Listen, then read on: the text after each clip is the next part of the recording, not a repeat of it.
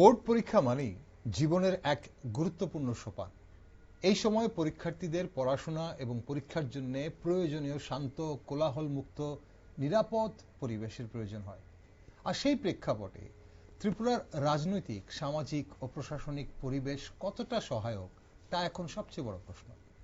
পরীক্ষা কেন্দ্রের আশপাশে শান্ত, শৃঙ্খল, নিরিবিলি পরিবেশ বজায় রাখতে কি আমরা যথেষ্ট উদ্যোগী? বিভিন্ন রাজনৈতিক, সামাজিক ও ধর্মীয় কর্মসূচি, মাইক বাজনা, মেলা, অপ্রয়োজনীয় জমায়েত এসব কি নিয়ন্ত্রণে রাখা হবে? আইন শৃঙ্খলা রক্ষায় পুলিশ ও স্থানীয় প্রশাসনের তৎপরতা কতটা কার্যকর? তাছাড়া রাজ্যের বিভিন্ন প্রান্তিক ও গ্রাম পাহাড়ের স্কুলে কি পরীক্ষার উপযুক্ত পরিকাঠামো তৈরি হয়েছে? পরীক্ষা কেন্দ্রগুলিতে পর্যাপ্ত বেঞ্চ, ডেস্ক, বিদ্যুৎ, পানীয় জল, শৌচালয়, আলোর ব্যবস্থা সবই কি নিশ্চিত করা গেছে? পাহাড়ি ও দুর্গম এলাকার ছাত্রছাত্রীদের জন্য যাতায়াতের বিশেষ কোনো ব্যবস্থা কি করা হয়েছে?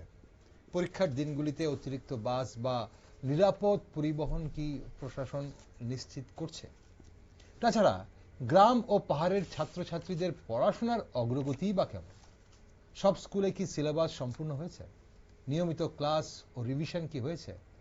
মক টেস্ট বা প্র্যাকটিস পরীক্ষা কি নেওয়া হয়েছে? ডিজিটাল শিক্ষার সুবিধা থেকে যারা এখনো বঞ্চিত তাদের জন্য কি বিশেষ কোনো উদ্যোগ নেওয়া হয়েছে? নমস্কার, আমি দীপেন আর আপনারা দেখছেন নিউজ ভ্যানগার্ড। রাজ্যের সব বোর্ড পরীক্ষার্থীদের পরীক্ষার সুষ্ঠু পরিবেশ এবং বিভিন্ন সুযোগ সুবিধা কি আমরা দিতে পারছি এবং তার জন্য কি করা প্রয়োজন তা নিয়ে একটি গুরুত্বপূর্ণ আলোচনায় আজ আমার সাথে রয়েছেন একজন বিশিষ্ট শিক্ষাবিদ, রয়েছেন প্রাক্তন শিক্ষক শৈবাল রায়। নমস্কার সবাইকে। স্যার, আজকের যে আলোচনার বিষয়, আপনি খুব কাছ থেকে শুধু একাডেমিক পড়াশোনা নয়, ছাত্রছাত্রীদের নানান সুযোগ সুবিধার কথা, যেগুলো প্রয়োজন, এগুলো আপনি সবসময় বলে থাকেন। একজন বোর্ড পরীক্ষার্থী, শিক্ষক শিক্ষিকা বা শিক্ষক শিক্ষিকা বা শিক্ষা মহল, দপ্তর, প্রশাসন এবং সমাজের কাছে কি কি প্রত্যাশা রাখে বলে আপনি মনে করেন, বিশেষ করে পরীক্ষার এই সময়গুলোতে বা এই দিনগুলোতে? একটা গুরুত্বপূর্ণ আলোচনা বা প্রশ্ন করেছেন। তো প্রথমেই যেহেতু পরীক্ষার সামনে, আমি প্রথমেই রাজ্যের যে সমস্ত ছেলেমেয়েরা মাধ্যমিক বা 12 পরীক্ষা দেবে, অর্থাৎ বোর্ডের পরীক্ষায় বসবে, সে ত্রিপুরা বোর্ড হতে পারে, সিবিএসসি হতে পারে বা আইসিএসসি হতে পারে, যে কোনো বোর্ডের, সরি, তাদের সবাইকে শুভেচ্ছা জানাচ্ছি। তারা যেন ঠিকঠাক মতো তাদের পরীক্ষাটা দিতে পারে এবং তাদের পরীক্ষায় তারা সাকসেস হয়। ওকে স্যার, আপনি একটু জল খেয়ে নিন স্যার। অবশ্যই আমরা যে বিষয় নিয়ে কথা বলছিলাম, যে আজ পরীক্ষার্থী যারা বোর্ড পরীক্ষার্থী, স্যার যেটা বলছিলেন, যে কোনো বোর্ডেরই হোক, তাদের পরীক্ষার সময় একটা পরিবেশের প্রয়োজন হয়। প্রত্যেক বাবা মা, অভিভাবক চায় বা শিক্ষক শিক্ষিকারা চায় তারা যেন এত দিনের যে পরিশ্রমটা সেটা পরীক্ষার হলে গিয়ে সঠিকভাবে পরীক্ষাটা দিতে পারে। তো পারিপার্শ্বিক যে অনেকগুলো কারণ থাকে যার জন্য অনেক সময় ব্যাঘাত ঘটে, অতীতে আমরা সেইগুলো আমরা কতটা দেখেছি বা কি দেখেছি স্যার? আপনার কি মনে হয়, কি প্রত্যাশা থাকে? মজাটা হচ্ছে, আমার কাছে অসমর্থিত যে তথ্য, এবার মাধ্যমিক এবং 12 পরীক্ষা দিচ্ছে তিনটে বোর্ড মিলিয়ে, যদি আমরা ধরি, ধরুন ত্রিপুরা বন্ধু শিক্ষা পর্ষদ, সিবিএসসি এবং আইসিএসসি, প্রায় 90,000-এর বেশি স্টুডেন্ট পরীক্ষা দেবে।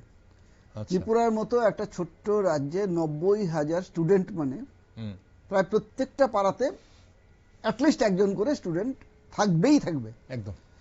সুতরাং এই জায়গাটাতে আমার, এবং আপনারা বলছেন যে বোর্ড পরীক্ষা তার জীবনের জন্য একটা অন্যতম, কারণ এটার উপরে নির্ভর করে তার ভবিষ্যৎ কি করতে পারবে বা কি সুযোগ পাবে তার।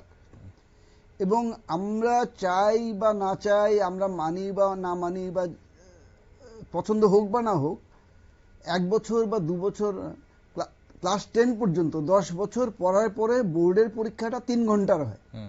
সে গত 10 বছরে কি পড়লো বা 12 পরীক্ষার সময় 12 বছরে কি করলো সেটা কিন্তু ইম্পর্টেন্ট হয় না। ওই পার্টিকুলার 3 ঘন্টা সময়টা সে যদি শারীরিক মানসিকভাবে সুস্থ থেকে পরীক্ষা কেন্দ্রে গিয়ে তার এতদিনের পড়াশোনার ফলাফলটা যদি পরীক্ষার প্রশ্নপত্রের উত্তরে ঠিক মতো লিখতে পারে, সেই পরিবেশটা যদি না পায়, তাইলে কিন্তু তার এই 12 বছরের পরিশ্রম একটা ছেলের বা মেয়ের নষ্ট হয়ে যায়। সুতরাং যেটা সবচেয়ে বড়, পরীক্ষা কেন্দ্র এবং তার বাড়ির পরিবেশ বা পরীক্ষা কেন্দ্র থেকে বাড়িতে যাওয়ার যে পরিবেশ, এই তিনটে জায়গাটা যদি তার অনুকূলে থাকে, তাইলেই একটা ছেলে বা মেয়ে স্বাভাবিকভাবে ভালো পরীক্ষা দিতে পারে বা তার পরীক্ষাতে তার সাকসেস হওয়ার সম্ভাবনা বেশি থাকে। ধরুন কোনো কারণে একটা রাস্তায় অ্যাক্সিডেন্ট হলো বা দুর্ঘটনা ঘটলো, অনেক আমরা দেখেছি ঘটনা যে পরীক্ষা কেন্দ্রে ঠিক সময় মতো গিয়ে পৌঁছতে পারলো না কোনো অঘটনের জন্য, কিংবা ওই দিনই তার মানসিক চাপ বা শারীরিক কোনো অসুবিধার জন্য তার শারীরিক কিছু দুর্বলতা দেখলো, মানসিক বা শারীরিক যেটাই হোক না কেন, তার কিন্তু এই যে 10 বছর 12 বছরের যে পরিশ্রম, সেটা প্রায় বৃথা হয়ে যাওয়ার মতো অবস্থা হয়। এই যে পরিবেশটা তৈরি করা, এটা নিশ্চিতভাবেই প্রশাসন এবং আমার সামাজিক যে প্রেক্ষাপট, এই দুটো প্রেক্ষাপটেরই বোধহয় সমানভাবে দায়িত্ব থাকে। নিশ্চয়ই সেভাবে ছাত্রছাত্রীদের তৈরি করে দেওয়ার জন্য শিক্ষক ও অভিভাবকদেরও একটা ভূমিকা থাকবে, কিন্তু সমাজ এবং প্রশাসন, অ্যাডমিনিস্ট্রেশন বা পরীক্ষা নিয়ামক সংস্থা প্রত্যেকেরই একটা দুর্দান্ত ভূমিকা থাকা প্রয়োজন। একদম, আপনি একদম খুব গুরুত্বপূর্ণ কথা বলেছেন স্যার এখানে, যে কার কার ভূমিকা থাকা প্রয়োজন এবং কিভাবে সেই ভূমিকা ওনারা পালন করবেন। আমরা একটু বিস্তারিত যাব যে কোন কোন জায়গায় যেসব অভিযোগগুলো আমরা মাঝে মধ্যে শুনি, আপনারা শিক্ষক হিসাবে সেগুলোকে কিভাবে দেখেন, বা ছাত্রছাত্রীদের কি করা উচিত বা অভিভাবকদের কি করা উচিত, এবং সমাজ, প্রশাসন, দপ্তর কার কি ভূমিকা আছে, আমরা একটু বিস্তারিত যাব। কিন্তু তার আগে অতীতে আমরা কতটা, এই যে আপনি পরীক্ষার্থীদের প্রত্যাশার কথা বলছিলেন, তারা যে এই জিনিসগুলো চায়, এই যে 3 ঘন্টার সময় একটা পরীক্ষার দিন, 6টা হোক পরীক্ষা, 7টা হোক, 8টা হোক, 9টা হোক, যার যেরকম পরীক্ষা থাকে, এখন অতীতে আমরা কতটা সেই প্রত্যাশা পূরণ করতে পেরেছি, আর এবার কি এমন একটা পরিবেশ আমরা তাদের হাতে তুলে দিতে পারবো? তাদের বলতে আমরা কিন্তু এখানে এই যে আপনি 90,000 মাধ্যমিক পরীক্ষার্থী বলছেন এবং 12 মিলে, এবং এই যে 90,000 পরীক্ষার্থী বলছেন, প্রায় 90,000 বা 90,000-এর বেশি, এই সবাইকে, প্রত্যেকটা স্টুডেন্টকে কি আমরা দিতে পারবো? আপনি কতটা আশাবাদী? প্রত্যেকটা, আমাদের সমাজ যেহেতু বৈষম্য আছে, সেটা বৈষম্য ধরুন ভৌগোলিক কারণে হতে পারে, অর্থনৈতিক কারণে হতে পারে, বা স্থানীয় কারণের জন্য হতে পারে, শহর গ্রামের হতে পারে। এই বৈষম্যের কারণে প্রত্যেকটা ছেলে মেয়েকে যারা মাধ্যমিক দিচ্ছে বা 12 দিচ্ছে, তাদেরকে একই রকমের সুযোগ সুবিধা কিন্তু আমরা সমাজ থেকে দিতে পারছি না। এটা একদম বাস্তব, আমরা সবাইকে সমান সুযোগ দিতে পারছি না। আপনি বলেছেন যে আমাদের রাজ্যে সব স্কুলে ডিজিটাল মিডিয়া নেই, কোন স্কুলে আছে, কোন স্কুলে নেই। তাহলে আমি তো প্রথম থেকেই এই ছেলে মেয়েদের মধ্যে একটা ডিভিশন তৈরি হয়ে গেছে, যে কারোর কাছে এই ডিজিটাল ডিভাইসটা আছে, কারোর কাছে নেই। ঠিক তেমনি তার যে এই 2 বছর ধরে 9, 10 বা 11, 12 প্রিপারেশনের পিরিয়ডটা, এই পিরিয়ডটাতেও কিন্তু আমরা তাকে, প্রত্যেকটা ছেলে মেয়েকে সমান সুযোগ দেওয়ার কথা আমাদের রাষ্ট্রের, প্রশাসনের বা সমাজের, কিন্তু দিতে পারছি না। কারণ কোন স্কুলে হয়তো তার সমস্ত সাবজেক্টের টিচার আছে, কোন স্কুলে হয়তো নেই। আমরা প্রায়ই দেখি নিউজ পেপার খুললে যে বিভিন্ন জায়গায়, বিভিন্ন স্কুলে ছাত্ররা ক্ষোভ জানাচ্ছে বা বিক্ষোভ জানাচ্ছে, বা এলাকাবাসী ক্ষোভ জানাচ্ছে যে টিচার নেই বা টিচার বদলি হয়ে যাচ্ছেন, একজন মাত্র টিচার আছেন, তিনি বদলি হয়ে যাচ্ছেন। তাহলে এই বিষয়গুলি কিন্তু সরাসরি ছাত্রদের উপরে প্রভাব ফেলে। কারণ যদি প্রত্যেকটা স্কুলে ঠিকমতো শিক্ষক না থাকেন, পরিবেশ এবং ফ্যাসিলিটি সবগুলি সমান না থাকে, তাহলে প্রত্যেকটা ছেলে সমান সুযোগ পায় না। সমান সুযোগ না পেলে সমানভাবে কম্পিটিশনে যেতে পারছে না, কারণ আজকে কম্পিটিশনের যুগ। আমি মানি আর না মানি, এগুলি তো হচ্ছে না। ঠিক। দর্শক বন্ধুরা যারা দেখছেন আমাদের এই অনুষ্ঠান, অবশ্যই আপনারাও আপনাদের মতামত জানাতে পারেন আমাদের বিভিন্ন সামাজিক মাধ্যমে। যে যখন এই পোস্টগুলো আপনারা পাবেন, আপনারা নিশ্চয়ই কমেন্ট সেকশনে আপনিও লিখতে পারেন যে একজন পরীক্ষার্থীদের জন্য, বা একজন হোক বা সেই যে 90,000 প্লাস পরীক্ষার্থীরা যারা আছে, তাদের জন্য আমরা কি পরীক্ষার যে একটা আদর্শ পরিবেশ, সেটা আমরা তাদেরকে দিতে পারছি কিনা, আর কোথায়, যদি না পেরে থাকি তাহলে কোথায় আমাদের ঘাটতি থেকে যাচ্ছে। স্যার, এই যে পরীক্ষা কেন্দ্রের আশপাশে শব্দ দূষণ, আমরা গতকালও এই বিষয় নিয়ে অনুষ্ঠান করেছি, সেখানে বিশিষ্ট ছাত্র নেতৃত্বরা ছিল বিভিন্ন সংগঠনে। তারা যে কথাগুলো বলছিল, শব্দ দূষণকে একটা বিরাট বড় সমস্যা বলে তারা দাবি করেছে, বা অনেক সময় রাজনৈতিক কর্মসূচি বা জমায়েত, এইসবের নিয়ন্ত্রণে জেলা প্রশাসন কি আগাম নিষেধাজ্ঞা বা বিশেষ নজরদারির মতো কোনো ব্যবস্থা গ্রহণ করে বলে আপনারা দেখেছেন আগে, বা এটা কি করা উচিত বলে আপনার মনে হয় অ্যাটলিস্ট পরীক্ষার দিনগুলো বা তার আগে পরের দিনগুলো? আপনি যেটা বলছেন যে পরীক্ষা সেন্টার বা তার আশেপাশে, আমি এই জায়গাটাতে থাকবো না। কারণ আমি প্রথমেই আপনাকে বলেছিলাম আলোচনাতে যে 90,000 স্টুডেন্ট মানে প্রায় প্রত্যেকটা পাড়াতে অ্যাটলিস্ট একজন করে স্টুডেন্ট আছে বা একাধিক আছে। একদম। তাইলে আমার পরীক্ষার আগে 2 দিন 3 দিন 4 দিন 5 দিন 7 দিন ছেলেটার যে একটা মনোসংযোগ করা বা মেয়েটার, এই মনোসংযোগ করার ক্ষেত্রে তার জন্য যে পরিবেশ দেওয়া, সেই পরিবেশটা সবসময় তো আমরা পাই না। আপনারা শুরুতেই বলেছিলেন যে বিভিন্ন রাজনৈতিক, ধর্মীয় বা বিভিন্ন কারণে উচ্চস্বরে মাইক বাজা বা কালচারাল প্রোগ্রাম, এই যে শব্দ যে বিষয়, আমি কালকে ছাত্ররা যে আলোচনা করেছে সেটা শোনার সুযোগ হয়নি, আমি পরে শুনে নেব, তাহলে সুবিধা হতো আলোচনা করতে। কিন্তু এটা তো একটা সমস্যা, এটা আমাদের প্রত্যেকের সমস্যা, যে কারণে অকারণে আমরা বিভিন্ন রকম শব্দ, এবং আসলেই যে পরিবেশ দূষণ নিয়ন্ত্রণের পক্ষ থেকে যে নিয়মাবলী আছে যে কত ডেসিবেলের উপরে শব্দ আমি পাবলিকলি তৈরি করতে পারবো না, যদি করা হয় তাহলে প্রশাসন তাকে আটকে দিতে পারে, এই বিষয়গুলি মানা হয় বলে তো আমরা দেখি না। কখনো কখনো কোথাও কোথাও হয়তো বা কোনো অভিযান বা কোনো ভিজিট হয়, কিন্তু ইন জেনারেল তো হয় না। এই যে বিষয়গুলি, এটা তো একটা সামাজিক সমস্যা আছেই। সুতরাং পরীক্ষা কেন্দ্র তো নিশ্চিতভাবেই পরীক্ষার সময় এই জায়গাগুলিতে তো আরো দেখা, এবং আমাদের অনেক স্কুল সেন্টার আছে যেগুলি বাজার টাজার বা ইত্যাদি ক্রাউড পপুলেশন যেখানে থাকে সবসময়, সেই সমস্ত জায়গাতেও আছে, এই সমস্ত জায়গাতেও আছে।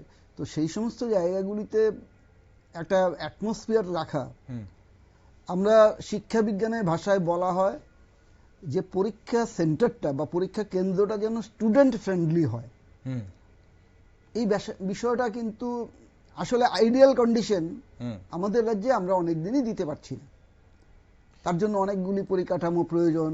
আপনারা বলেছেন যে সাফিসিয়েন্ট বেঞ্চ আছে কিনা, সাফিসিয়েন্ট ইনভিজিলেটর আছে কিনা, টয়লেট আছে কিনা, তারপরে পানীয় জলের ব্যবস্থা আছে কিনা, না প্রত্যেক ছেলে মেয়েকেই তার বোতলটা নিয়ে যেতে হবে। এখানে একটা জিনিস স্যার আমি একটু আপনাকে ইন্টারাপ্ট করে বলবো, আপনি যেহেতু এই কথাটা তুলছেন যে বিভিন্ন যে পরিষেবাগুলো বা ইনফ্রাস্ট্রাকচারটা সেভাবে আছে কিনা, একটা ছাত্র বা ছাত্রী যখন বোর্ড পরীক্ষা দিতে যায়, সে অন্য স্কুলে যায় পরীক্ষা দিতে, সে তার নিজের স্কুলে দেয় না।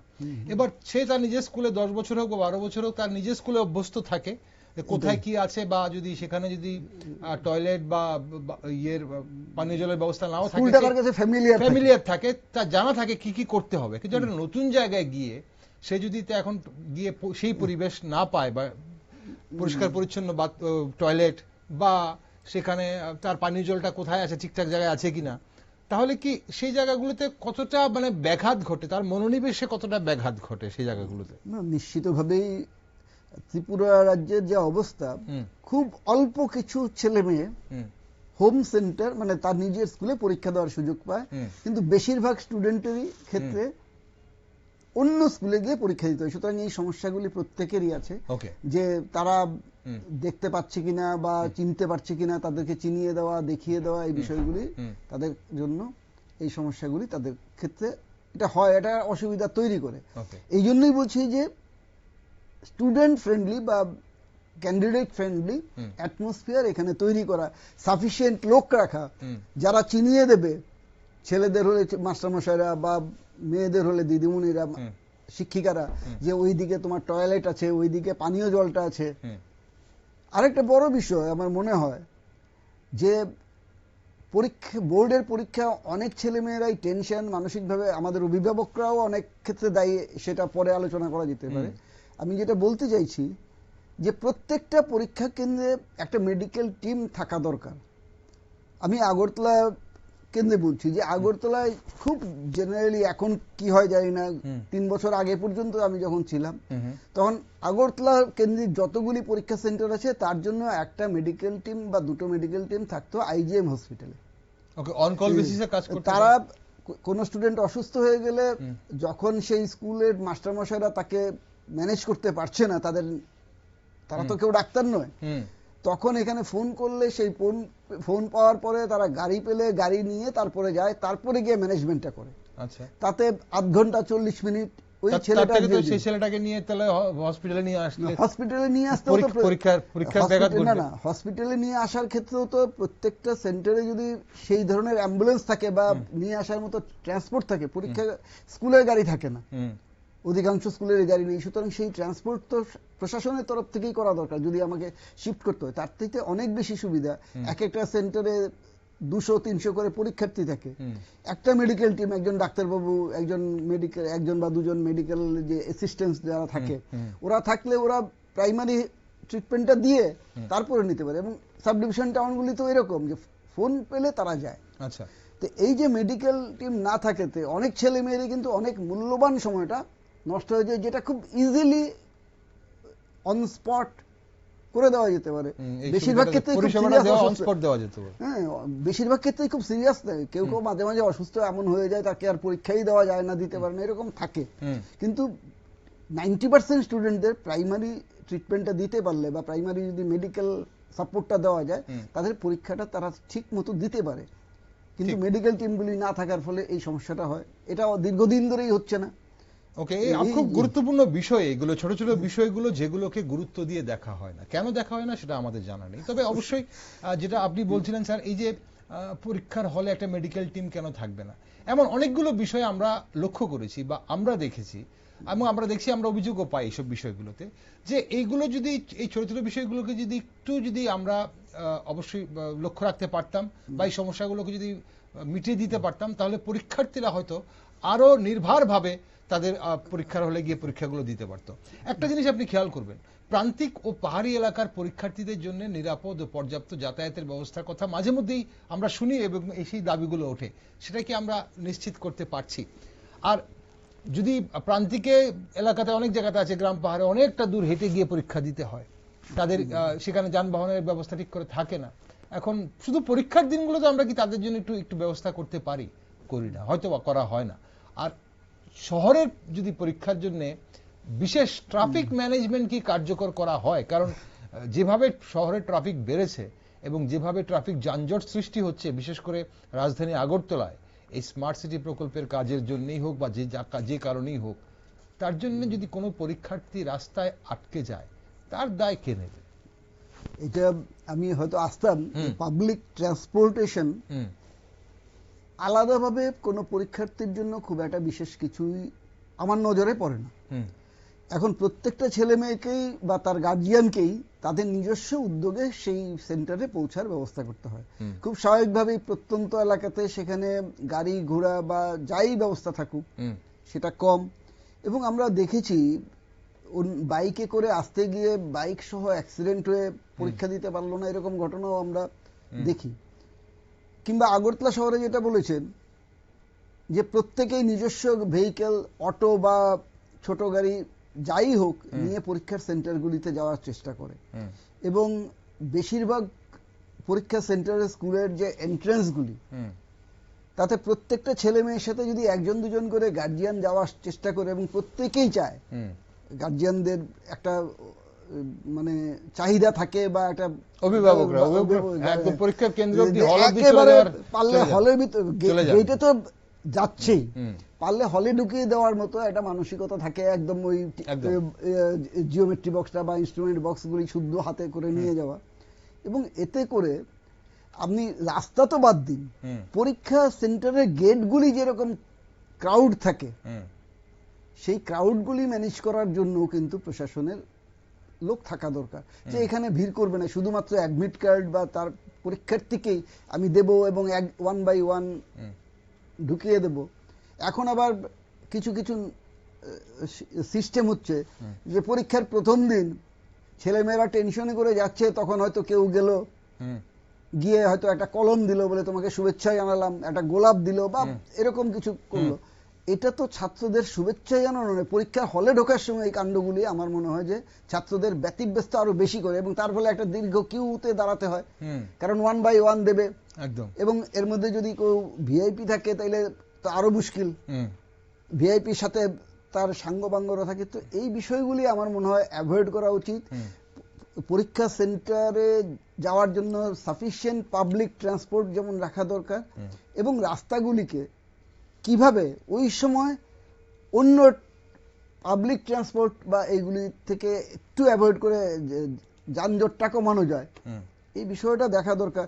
প্রয়োজনে বলা হোক যে সমস্ত ভেহিকেলে স্টুডেন্টরা যাবে সেখানে কোনো স্টিকার লাগিয়ে যাও যাতে ট্রাফিক এদের ছাড়তে পারে, অন্যদের আটকে দিতে পারে। একদম এরকম ব্যবস্থা এটা ট্রাফিক বা প্রশাসন তারা ভাবতে পারে নতুন নতুন ভাবে। এই স্টিকার তো আজ সবাই লাগাচ্ছে, এখন প্রয়োজনে সবাই লাগাচ্ছে, কিন্তু যাদের জীবন নিয়ে টানাটানি, যাদের জীবনের পরীক্ষা, সবচেয়ে গুরুত্বপূর্ণ পরীক্ষা, তারা যদি স্টিকার লাগায় এবং তারপর যদি সমাজ বলুন, প্রশাসন বলুন বা দপ্তর বলুন সেদিকটা যদি নজর দেয়, তাহলে কার সেখানে আপত্তি থাকতে পারে সেটা আমার জানা নেই, আমাদের জানা নেই।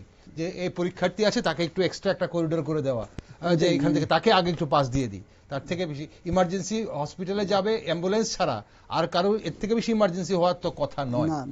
এটাই স্যার, আমরা অনেক কিছু বিষয় দেখি আসলে, যে কথাগুলো আপনি বলছেন বা শুরুতে আপনি যেগুলো বলছিলেন, যে আমরা যে পরিবেশটা কতটুকু আমরা করে দিতে পারছি, সমাজ হিসেবে, সমাজের দায়বদ্ধ জীব হিসেবে আমরাই বা কতটুকু ভাবি যে আমার পরিবারে কেউ নেই, মানে আমার পাড়াতে বা আমার এলাকাতে একটা না একটা কেউ পরীক্ষার্থী আছে, সেখানে জোরে মাইক বাজছে কিনা, জোরে সাউন্ড বক্স বাজছে কিনা। আবার অনেক সময় দেখা যায় এই পরীক্ষার্থীরাই এত কিছু চ্যালেঞ্জ নিয়ে যখন ভালো রেজাল্ট করে, তখন তাদের আবার সম্বর্ধনা দেওয়ার জন্য কিন্তু বিভিন্ন সংস্থা বলুন বা বিভিন্ন সংগঠন বলুন তাদেরকে সম্বর্ধিত করার জন্য কিন্তু উপচে পড়ে ভিড়। কিন্তু তার ঠিক আগ মুহূর্তে, পরীক্ষাটার আগে পরিবেশটা দেওয়ার জন্য কিন্তু অনেকেই এই জিনিসগুলো ভাবেনি না।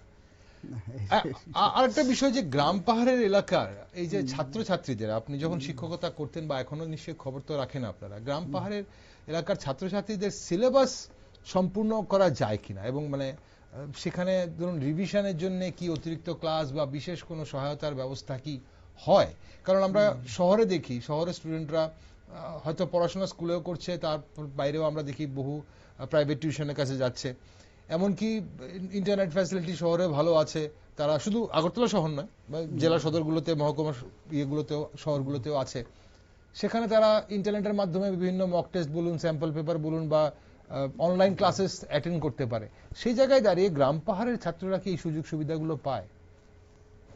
নিশ্চিতভাবেই যে ইন্টারনেট বা ইত্যাদি সুযোগ সুবিধা বা সাফিসিয়েন্ট টিচার, আমি বললাম যে একটু প্রত্যন্ত এলাকাতে গেলেই বা একটু ভেতরের দিকে গেলেই এগুলির যে সমস্যা আছে, এবং এই সমস্যাগুলি ছাত্রদের ক্ষতিগ্রস্ত তো করছি। এবং আগরতলা শহর বা কোনো জেলা শহরেও প্রত্যেকটা ছেলে মেয়েই কিন্তু এই সুযোগগুলি নিতে পারছে না। এই সুযোগগুলি নিতে পারছে শুধুমাত্র অর্থনৈতিকভাবে স্বাবলম্বন বা স্বাবলম্বী যে সমস্ত পরিবারগুলি আছে তাদের ছেলে মেয়েরা। আচ্ছা, হ্যাঁ, কারণ ইন্টারনেট অ্যাক্সেস করতে গেলেই তার কিছুটা পয়সার প্রশ্ন আছে। এই পয়সাটা যে বিয়ার করতে পারছে তার ছেলে মেয়েরাই পারছে, বাট প্রাইভেট টিউটরের কাছে বলুন, স্কুলগুলিতে এখন এমন সমস্ত কাজগুলি শিক্ষকদের দেওয়া হচ্ছে, আসলে প্রত্যেকটা স্কুলেই আমার মনে হয়, আগরতলা শহরের সমস্ত নামী স্কুলগুলিও তারা প্রত্যেকটা সিলেবাস শেষ করে আবার রিভিশন দিয়ে যেটা করার কথা বা মক টেস্ট সবগুলি করার সুযোগ পায় কিনা। কারণ প্রতিনিয়ত শিক্ষকদের শিক্ষকতার বাইরে যে কাজগুলি করাচ্ছে, আমার রাজ্যে যতগুলি বুথ আছে প্রায় ততজন শিক্ষক ব্যস্ত আছেন বিএলও হিসেবে। তারা কিভাবে ক্লাস করবেন, এবং তাদের একই সময়ে প্রায় স্কুলের কাজও করতে হচ্ছে, বিএলও কাজও করতে হচ্ছে, ভোটার লিস্টের সাথে বিভিন্ন কাজগুলি করতে হচ্ছে। তো এ ধরনের বিভিন্ন ধরনের কাজের সাথে শিক্ষকদের, এবং প্রতিনিয়ত বিভিন্ন ডাটা এন্ট্রি করার জন্য শিক্ষকদের এঙ্গেজ করা হচ্ছে। এই ধরনের আলোচনা আমরা বিভিন্ন সময় করেছি। সুতরাং শিক্ষক থাকলেও আসলে একাডেমিক অ্যাক্টিভিটিতে শিক্ষকদের সেভাবে লাগানো যাচ্ছে না। আর দুই, সরকারি হিসেব মতোই অনেক শিক্ষকের যে ব্যাপারটা আছে, যে শর্টেজ আমাদের রাজ্যে রয়ে গেছে। সুতরাং পরিবেশ বা পরিষেবা সেই অর্থে মানে এই যে মানে বৈষম্যটা থেকেই যাচ্ছে। তাহলে অনেক যারা শিক্ষার্থী আছে বা যারা পরীক্ষার্থী আছে, যারা হয়তো কোনোভাবে বিভিন্ন বিষয়ে দুর্বল থাকে, তাদের একটু বিশেষ সহায়তা দেওয়ার মতো বা তাদেরকে একটু এক্সট্রা সাপোর্ট দেওয়ার মতো পরিস্থিতি বলছেন আপনি, তাহলে মানে আমাদের রাজ্যের কম, কিন্তু তারপরেও কিছু কিছু জায়গায় কিছু কিছু মাস্টারমশাই বা কিছু কিছু মানুষ নিশ্চিতভাবেই চেষ্টা করছেন। চেষ্টা যদি না করতেন তাইলে তো অবস্থা আরো খারাপ হতো। চেষ্টা করছেন, কিন্তু যেটা দরকার যে প্রশাসনের তরফ থেকে যে ফুল সাপোর্ট দিয়ে দেওয়া বা যে এই বিষয়গুলি করে নেওয়া, এই বিষয়গুলি তো আসলে সবসময় করা সম্ভব হয়ে উঠছে না। ওকে স্যার, আমরা একটা জিনিস আমরা প্রায় সময় শুনি, বিভিন্ন সময় অভিযোগ আসে, ড্রপ আউটের কথা অভিযোগ আসে আমাদের রাজ্যে, অনেক জায়গা থেকে এই অভিযোগগুলো করা হয়। এখন আরেকটা প্রশ্ন হচ্ছে যে আমরা বিশেষ করে গ্রাম পাহাড়ে প্রত্যন্ত এলাকাতে অনেক ছাত্রছাত্রী এমন থাকে যারা ফার্স্ট জেনারেশন পড়াশোনা করছে, তাদের বাড়িতে কোনো সাপোর্ট নেই, মানে বাড়িতে বাবা মা হয়তো উনি যে কোনো প্রফেশনেই থাকুন না কেন, যে কাজই উনি করুক না কেন, হয়তো পড়াশোনা করেননি, ছেলে মেয়েকে স্কুলে পাঠাচ্ছেন। এখন তাদের জন্য কোনোভাবে এই পরীক্ষার সময় হোক বা স্কুলে হোক এক্সট্রা কোনোভাবে কি কোনো রকমের সাপোর্ট তাদেরকে দেওয়া হয় কিনা, বা তাদের জন্য কোনো এক্সট্রা অ্যাটমসফিয়ার তৈরি করা হয় কিনা যাতে পরীক্ষাতে অ্যাটলিস্ট ভালো রেজাল্ট করে সে এগিয়ে যেতে পারে? এরকম কোনো কিছু কি আপনার কাছে নলেজ আছে কিনা, আগে করা হয়েছে কিনা বা এখন করা হয় কিনা? ড্রপ আউট যেটা বলছেন, যে আমরা দেখছি যে সারা ভারতবর্ষের এই যে চিত্র, তাতে ড্রপ আউটের সংখ্যাটা কিন্তু নিচু ক্লাস থেকে যে হারে আছে উঁচু ক্লাসের দিকে আস্তে আস্তে বেড়ে যাচ্ছে। এবং আমাদের ত্রিপুরাতেও এখন বোধহয় সেকেন্ডারি লেভেলে প্রায় 12 থেকে 14% ড্রপ আউট হয়ে যাচ্ছে, স্কুল থেকে চলে যাচ্ছে বা তারা যাচ্ছে না, থাকছে না। এটা তো একটা সমস্যা আছে, এটা তো আর্থসামাজিক অবস্থার কারণে একটা বড় কারণ এই বিষয়টা হচ্ছে। এবং একটা মজার বিষয় হচ্ছে যে এই যে 12-13% বা 14% বা 10% যাই হোক না কেন, এই যে সেকেন্ডারি লেভেলে বিশেষ করে 9-10 চাইতেও কিন্তু 11-12 ড্রপ আউটের সংখ্যাটা বেশি। ইউডাইস বা যে ডিপার্টমেন্টের যে সমস্ত তথ্য আছে সেগুলিতে আমরা যদি স্টাডি করি দেখব। কিন্তু এখানে এই তথ্যগুলির মধ্যে একটা গ্যাপ আমার মনে হয়, যে কোন সোশ্যাল স্ট্রাকচারটার থেকে বেশি ড্রপ আউট হচ্ছে সেই তথ্য কিন্তু জানা যাচ্ছে না। যে কোনো বিশেষ সোশ্যাল স্ট্রাকচারের ছেলে মেয়েরা ড্রপ আউট হচ্ছে, ছেলেরা হচ্ছে বেশি না মেয়েরা হচ্ছে, না অর্থনৈতিক কারণ তার পেছনে দায়ী, ড্রপ আউট হচ্ছে এই পর্যন্ত তথ্যটা বেরিয়ে আসছে, কিন্তু কারণগুলি জানা যাচ্ছে না। যদি সোশ্যাল স্ট্রাকচারটা জানা যেত, যে অর্থনৈতিক যারা ড্রপ আউট হচ্ছে তাদের মধ্যে বেশিরভাগ অর্থনৈতিক অবস্থাটা খারাপ, তাহলে একটা বোঝা গেল যে অর্থনৈতিক কারণে বেরিয়ে যাচ্ছে। যদি সামাজিক কোনো বিশেষ ক্যাটাগরির হয় তাহলে বোঝা যাবে যে ওই সামাজিক অবস্থার ক্ষেত্রে কোনো একটা ফ্যাক্টর কাজ করছে। তাহলে এই ফ্যাক্টরগুলিও যদি না করা যায়, এটার জন্য আমার মনে হয় যে শিক্ষা দপ্তরের বিশেষ উদ্যোগ নিয়ে অনেক তথ্যই তো তারা প্রতি বছর নেয়, এই তথ্যগুলিও বিশ্লেষণ করে কোথায় দেখার দরকার যে কি হচ্ছে, কেন হচ্ছে, কোন জায়গাতে হচ্ছে, কোন জায়গাগুলি স্কুলগুলিতে এই সমস্যাগুলি আসছে, এই বিষয়গুলি দেখা দরকার।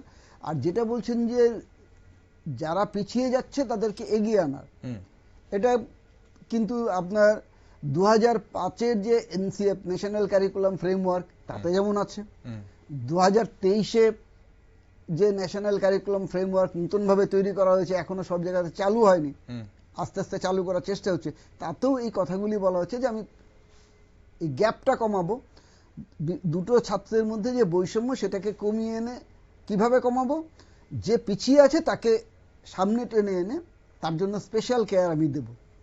কিন্তু এই কেয়ারটা দেওয়ার জন্য যে মূল যে বিষয়টা, সেই বিষয়টা তো হচ্ছে যে পরিকাঠামোগত উন্নয়নের যে বিষয়টা লাগবে।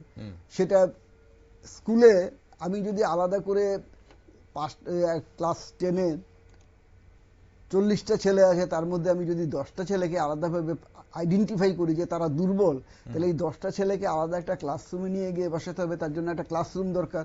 সেখানে যে টিচার বা বিশেষজ্ঞ আমরা যেভাবেই তাকে সাপোর্ট দিতে চেষ্টা করি তার মতো করে, তাহলে সেখানে একজন সে ধরনের টিচারকে আমার পাঠাতে হবে, কাউন্সিলরকে পাঠাতে হবে। এই বিষয়গুলি তো আমার অভাব আছেই, কারণ রেগুলার ক্লাস করার টিচার আমার ঠিক। আপনি কাউন্সিলিং এর কথা যখন এখানে বলছেন, তাহলে এখানে আরেকটা গুরুত্বপূর্ণ বিষয় হচ্ছে যেটার জন্য আজ গোটা বিশ্বব্যাপী খুব গুরুত্ব দেওয়া হচ্ছে, ইভেন কি আমরা দেখছি যে আমাদের বাজেটে পর্যন্ত এটা নিয়ে গুরুত্ব দেওয়া হচ্ছে যে মানসিক স্বাস্থ্যের ব্যাপারটা। তো মানসিক চাপ মোকাবেলায় পরীক্ষার্থীদের জন্য কাউন্সেলিং বা হেল্পলাইন চালুর বিষয়ে কি কোনো ধরনের উদ্যোগ আগে নেওয়া হয়েছে বা এখন হয়? কারণ আপনি যেটা বলছিলেন যে এই মুহূর্তে মেডিকেল টিমের জন্য মানে আগরতলাতে সেন্ট্রালি আইজিএম এ রাখা হয় একটা মেডিকেল টিম, তো সেই জায়গায় দাঁড়িয়ে এরকম কোনো হেল্পলাইন কি আছে যেখানে ধরুন কোনো সময় প্রয়োজন হলে স্টুডেন্টরা কাউন্সেলিং করতে পারে? বা ইভেন কি পরীক্ষার দিনগুলোতে যদি কোনো অসুবিধা হয় তাহলে এরকম কোনো কি হেল্পলাইন নাম্বার আছে থাকে যেখানে ফোন করলে পরে কোনো ধরনের সাহায্য পাওয়া যায়? মেন্টাল হেলথের জন্য বা তাদের যে মরাল বুস্টিং এর জন্য এরকম কোনো সাপোর্টিং সিস্টেম আছে বলে আমার জানা নেই। ওকে, কিন্তু এটা তো থাকা দরকার, এই বিষয়গুলি তো এটা করা দরকার, এবং এই বিষয়গুলি যে মেন্টাল সাপোর্ট বা বুস্টিং তাদেরকে দেওয়া, যে আমার অনেক গার্জিয়ান হয়তো বুঝতে পারছে না যে এবং অভিভাবকরা যে বরঞ্চ আমরা যেটা করি, আমরা গার্জিয়ানরা যেটা করি, কিছু কিছু বিষয়গুলি আমরা এমন সমস্ত কাজ করি তাতে হয়তো না বুঝেই আমার ছেলে মেয়েদের আমরা ক্ষতি করে দিই। যেমন প্রথম হচ্ছে আমার ছেলে বা মেয়েটাকে সাথে আমি অন্য পাশের বাড়ির ছেলে বা মেয়েটার সাথে তুলনা করছি। ও অতটা অঙ্কের উত্তর দিয়ে এসছে, তুমি কেন দিতে পারলে না? এটা পরীক্ষা হল থেকে বেরোবার সাথে সাথেই দেখা গেল যে গার্জিয়ান গেছে আনতে, সে আগে কোশ্চেন পেপারটা নিয়ে কয়টা চিহ্ন দিয়েছে, টিকমার্ক করেছে, সেটা গোনা শুরু করলো, এবং তারপরেই তাকে বলা শুরু করলো যে এটা কি লিখেছো, এটা কি লিখেছো, এটার উত্তর কি লিখেছো। এই যে বিষয়গুলি, মানে একটা আমাদের যে একটা প্রত্যেকটা ছেলে মেয়েই তো আমাদের জানা বা বোঝা উচিত যে প্রত্যেকটা ছেলে মেয়েই সে অঙ্কে 100-তে 100 পাবে না, ইংরেজিতে প্রত্যেকটা ছেলে মেয়েই 80 পাবে না, কেউ 60ও পেতে পারে, কেউ 50ও পেতে পারে। কিন্তু তার মানে এই না তো যেই ছেলে বা মেয়েটা অঙ্কে 100 পেল না, ইংরেজিতে 50 পেল মাত্র, তার জীবনটা শেষ হয়ে গেল, এরকম তো নয়। কারণ আমরা দেখেছিলাম রামানুজন, তার কোনো অফিসিয়াল ডিগ্রি নেই, তার কারণ তিনি লিটারেচারে পাস করতে পারেননি। সুকান্ত ভট্টাচার্য অফিসিয়াল ডিগ্রি নেই, কারণ তিনি বিজ্ঞান এবং অঙ্কে পাস করতে পারেননি। কিন্তু তাদের যে কাজ, সেই কাজ নিয়ে আজকে মাস্টার ডিগ্রি করছে ছেলেমেয়েরা।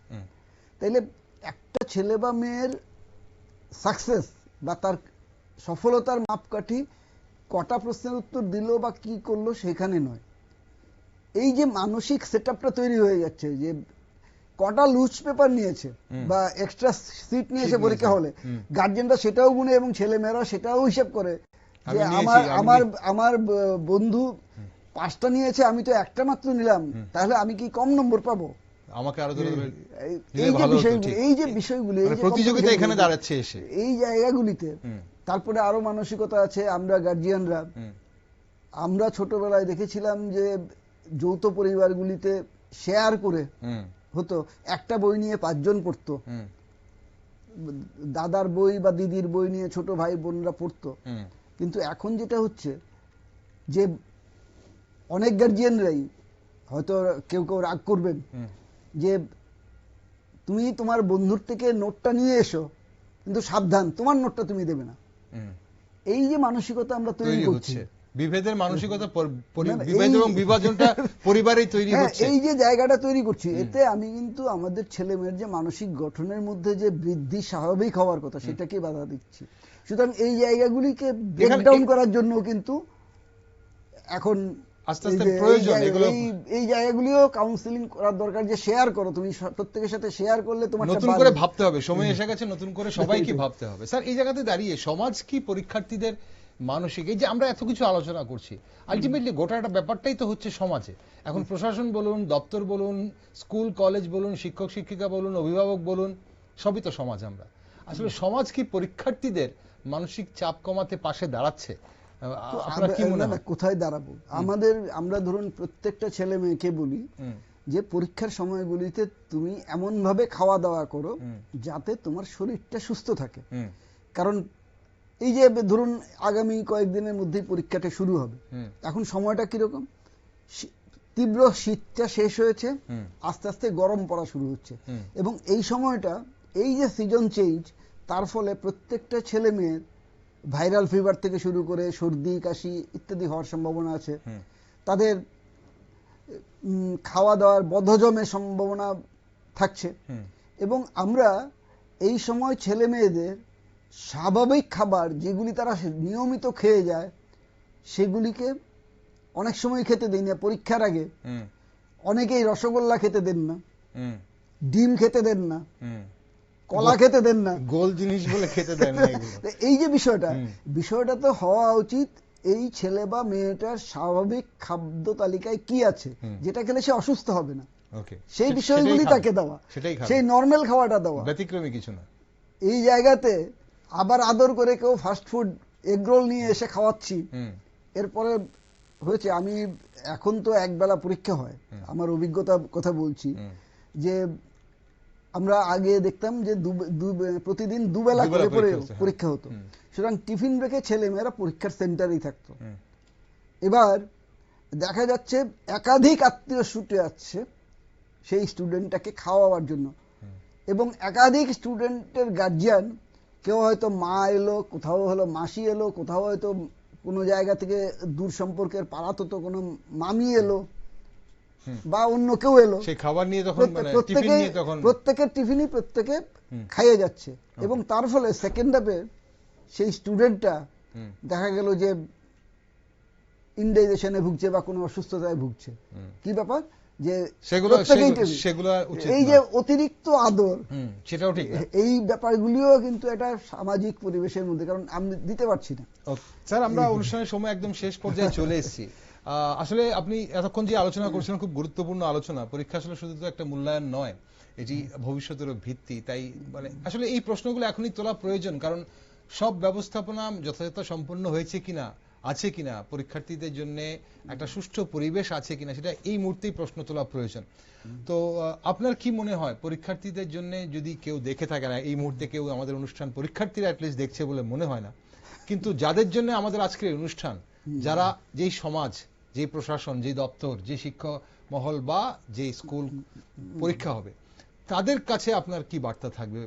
পরীক্ষার্থীদের হয়ে আপনার কি বার্তা থাকবে স্যার? আমি ধরুন প্রথমত অভিভাবকদের বলবো যে প্রত্যেকটা ছেলে মেয়েদের পরীক্ষার যে প্রোগ্রামটা, কবে কোন পরীক্ষায় কটার সময় হবে, এই বিষয়গুলি দেখে নেওয়া। অ্যাডমিট কার্ডটা হাতে পাওয়ার সাথে সাথেই যেন ওনাদের ছেলে মেয়েরা যে সাবজেক্টগুলিতে পরীক্ষা দেবেন সেই সাবজেক্টগুলি ঠিকঠাক মতো লেখা হয়েছে কিনা, না কোথাও অ্যাডমিট কার্ডে ভুল আছে। কারণ যদি কোনো সাবজেক্ট ভুল ক্রমে লেখা থাকে তাহলে কিন্তু সেই ছেলে মেয়েটা সমস্যায় পড়বে, পরীক্ষা দিতে গিয়ে পারবে না। এই বিষয়গুলি দেখে নেওয়া। পরীক্ষায় হলে যাওয়ার আগে ছেলে মেয়েটার যে যে জিনিসগুলি প্রয়োজন সেগুলি আগে থেকেই গুছিয়ে রেখে দেওয়া, এবং সময় মতো পরীক্ষা হলে নিয়ে যাওয়ার জন্য এই সমস্ত অডস, ট্রাফিক, ট্রান্সপোর্ট সবকিছু মিলিয়ে যাতে সময় মতো নিয়ে যাওয়া যায়, এই বিষয়গুলি এনশিওর করা যেমন অভিভাবকদের একটা দায়িত্বের মধ্যে পড়ে। এবং নিশ্চিতভাবেই সেই অভিভাবকরাই হয়তো রাস্তার মধ্যে ভিড় করছেন পরীক্ষার গেটের সামনে, সেখানে একটু সহযোগিতা করা প্রশাসনের সাথে, এবং প্রশাসনের একটা উদ্যোগ নেওয়া। এবং পরীক্ষা সেন্টারে যারা থাকছেন দায়িত্বে তাদেরকে বলবো প্রত্যেকটা পরীক্ষা কেন্দ্র যেন স্টুডেন্ট ফ্রেন্ডলি হয়।